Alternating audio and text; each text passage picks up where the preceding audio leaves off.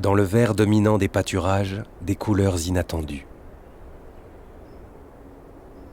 Le temple du Karmapa, au Bost, rayonne sur le plus grand centre de retraite bouddhiste en Europe.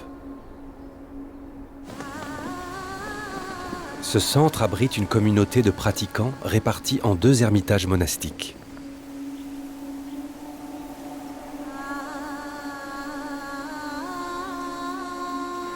Voilà 16 ans que Lama Drupgyu vit ici. J'avais déjà rencontré le bouddhisme en allant à Dakpo en Dordogne. Et j'avais rencontré donc Lama Gendun Rinpoché, qui est le maître qui a fondé ce centre ici et qui m'a inspirée. Et je lui ai demandé à un moment donné comment on faisait pour devenir comme lui. Et il m'a dit qu'il faut faire beaucoup de retraites.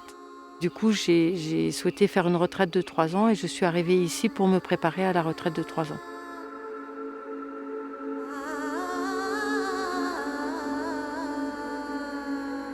Il y a des gens qui viennent donc pour recevoir des enseignements ou pour faire des retraites. Donc il y a possibilité pour des laïcs de venir faire des retraites d'1 semaine, 15 jours, 1 mois, 1 an. On a même vu 2 ans, 3 ans.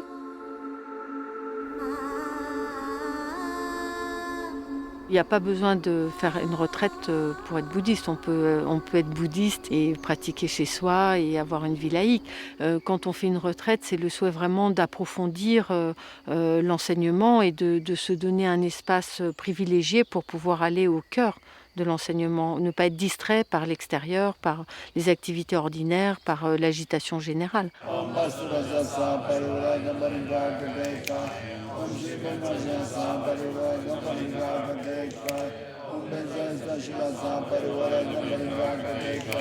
L'ornementation des temples et la préparation des offrandes qui y sont déposées sont au cœur de la vie des moines.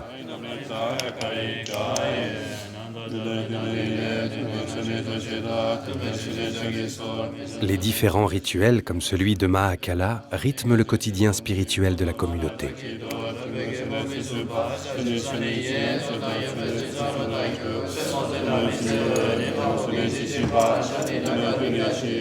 Comme souvent dans le bouddhisme, ces rituels associent la récitation de mantras à la musique traditionnelle tibétaine.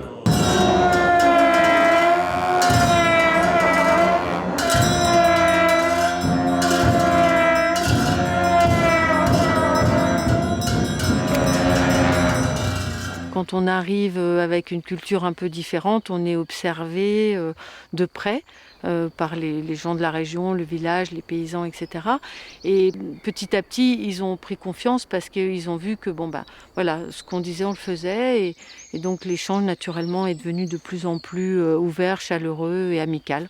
Maintenant, le voisin nous apporte les courgettes et les carottes et voilà, ils viennent de temps en temps manger avec nous. Il y a vraiment un échange qui se fait en toute simplicité.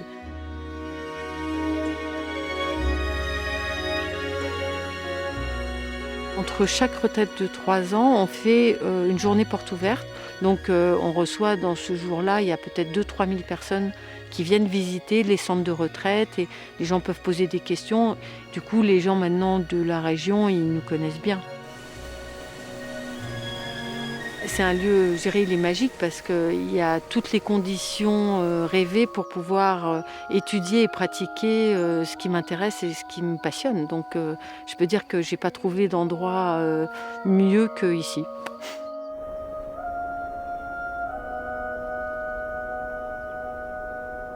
La France compte au moins une centaine de lieux de culte bouddhiste, qu'ils soient de tradition tibétaine, japonaise, indienne ou encore vietnamienne.